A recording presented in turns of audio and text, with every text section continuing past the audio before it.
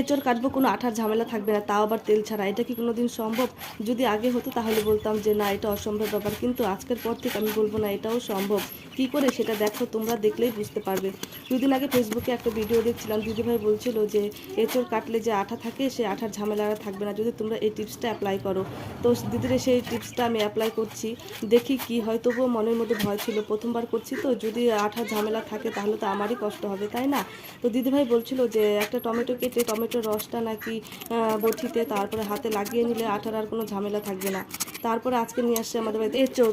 তারপরে যেহেতু এঁচড় নিয়ে আসছে তো আমার সেই টিপসটা মনে পড়ে গেল, তারপরে শুরু করে দিলাম টিপসটা। দেখো বসে গেছি এঁচড় কাটতে। তারপর দেখো দেখতে দেখতে আমার এঁচড় কাটা প্রায় হয়ে আসলো।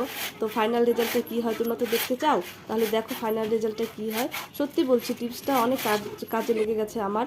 তো একটু আঠা লেগেছিল না বটিতে তারপরে হাতে, তোমরা এখন দেখতেই পারবা। দেখো তোমাদেরকে দেখাচ্ছি, না বটিতে কোনো আঠা আছে না আমার হাতে কোনো আঠা আছে।